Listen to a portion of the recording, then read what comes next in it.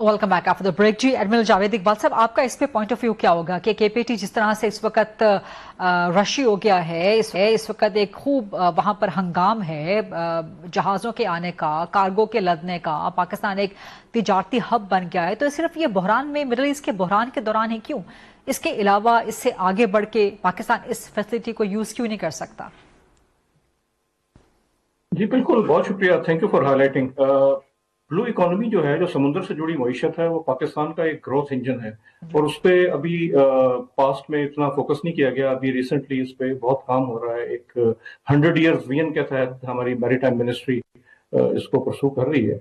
लेकिन इसमें देखिए कि सबसे बड़ी चीज जो है, जो ट्रेड को लेकर आती है, जो शिप्स को लेकर आती है, वो है ease of doing maritime business. यानी बिजनेस वहां जाएगा जहां बिजनेस करने की आसानियां होंगी, जहां पोर्ट एफिशिएंट होंगी और जहां वहां पे ट्रांसशिपमेंट की कैपेसिटी पर्पसली बिल्ड की गई होगी।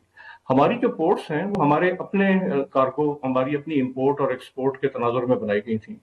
गवादर पोर्ट इस तरह की है कि जो सेंट्रल एशिया से जो ट्रांजिट ट्रेड होना है और चीन के थ्रू जो हमारी ट्रेड होनी है, जो सी पैक का एक रास्ता है, वो उसके तनाजुर में बनाई गई थी। लेकिन अभी भी उसका फेज 1 जो है वो 2006-07 के बाद से अभी तक हम फेज 2 की तरफ ट्रांजिट नहीं कर पाए। यानी जो अभी 3-4 पोर्ट्स जो बर्थ हैं, उससे बढ़ के जो 40-50 बर्थ तक जाना है, वहां पे शिपयार्ड बनना है। क्योंकि अगर आप एक्सपेक्ट करते हैं कि ट्रांसशिपमेंट के जहाज वहां पर आएंगे, वहां पे कंटेनर उतारेंगे और दूसरे जहाज आएंगे जो कंटेनर उठा के रीजनल पोर्ट्स में तकसीम करेंगे, तो वहां पे बंकरिंग फ्यूल, यानी उनको फ्यूल देने के लिए फैसिलिटी होनी चाहिए। अगर उसमें कोई खराबी पैदा हो जाती है, मेंटेनेंस हो जाती है, तो डॉक होनी चाहिए।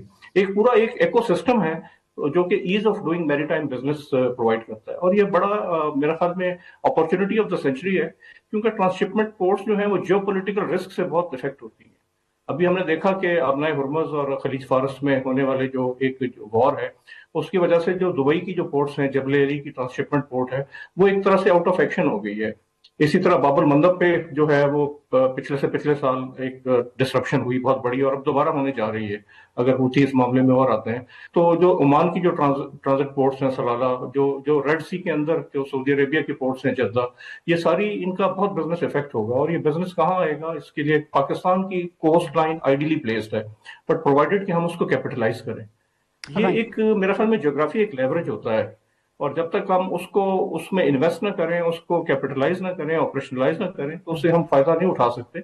अभी आपने देखा कि ट्रेड आना शुरू हो गया है। ये अगर हम इसमें सही तरह इन्वेस्ट करके ईज ऑफ डूइंग बिजनेस कर लेंगे, क्रेन्स, इंटरलैंड कनेक्टिविटी। बहुत बहुत शुक्रिया एडमिरल जावेद इकबाल साहब। और सैयदैन रजा साहब जिस तरह बात कर रहे थे कि ब्लू इकोनॉमी पर अभी पाकिस्तान का फोकस स्टार्ट हुआ है, और उम्मीद है कि सिर्फ मिडल ईस्ट के क्राइसिस के दौरान ही नहीं बल्कि इसके बियॉन्ड भी पाकिस्तान इस अपॉर्चुनिटी को, इस फैसिलिटी को अवेल करता रहेगा। दैट्स अ रैप जी। ये था आज का programme. I will see you tomorrow इंशाल्लाह 8 o'clock on GTV। Allah Hafiz.